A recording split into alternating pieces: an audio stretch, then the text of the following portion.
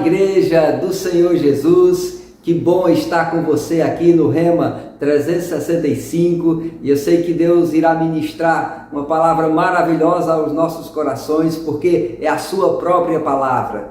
E eu gostaria de meditar um pouco contigo sobre a epístola de Pedro, primeira epístola de Pedro. Pedro, que era não somente um apóstolo, mas também atuava como um presbítero, um homem que amava a igreja do Senhor Jesus. Ele escreveu essa epístola para alcançar alguns cristãos que haviam sido dispersos pela Ásia Menor. Então havia perseguição, estavam debaixo de um jugo, de um império romano, e eles haviam sido dispersos, como a palavra fala, em ponto Galácia, Capadócia, Ásia, Bitínia. Na Ásia Menor, eles estavam lá naquela região, né? Inclusive essa mesma região estão as 7 igrejas do Apocalipse, e ele estava agora ministrando ao coração dessas pessoas, para que eles lembrassem, mesmo debaixo dessas pressões, que a graça de Deus o havia alcançado cada um deles, mesmo que eles estivessem passando temporariamente por alguns problemas, mas que a presciência de Deus e a graça do Senhor já eram suficientes para a vida dele, que eles pudessem valorizar essa eleição. Os anjos até anelavam conhecer a essa graça a quem era destinada, e era destinada àquelas pessoas, aqueles cristãos naquela época. E ele disse: isso é algo que nós devemos então estar nos alegrando, é uma graça de vida, é algo indizível, cheio de glória. Essas definições que ele traz para a igreja, que a igreja deveria então estar com seus olhos voltados para o Senhor. E ele disse que nós deveríamos andar, a igreja deveria andar em uma santidade de vida, porque aquele que nos chamou também é santo.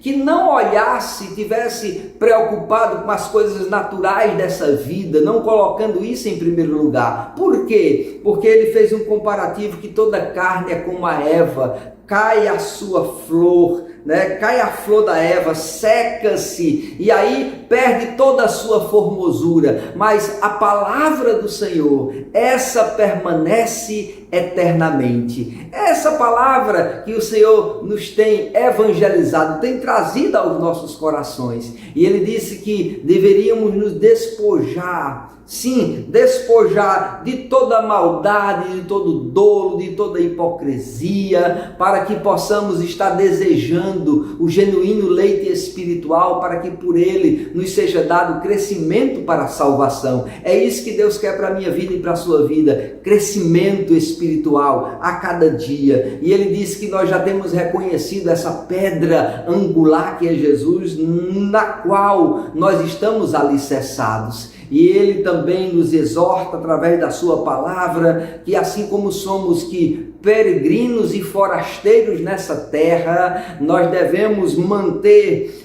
um procedimento fiel, um procedimento íntegro diante das pessoas que estão no mundo, porque nós vamos testemunhar do próprio Cristo, do próprio Deus através da nossa vida, e por isso ele também nos mostra um caminho de honra às autoridades estabelecidas, e ele diz não somente aos bons e cordatos, mas precisamos manter um coração submisso. E ele diz: olha, sede submissos para com os vossos senhores, não somente aos bons e cordatos. Então eu sei que é agradável muitas vezes quando situações, ambientes nos promovem, mas às vezes existem ambientes que tentam nos oprimir, mas nós não podemos esquecer que a nossa eleição vem primeiro do Senhor e nós podemos superar todas essas pressões. E ele traz mais uma exortação também às mulheres, que elas nessa posição de proteção,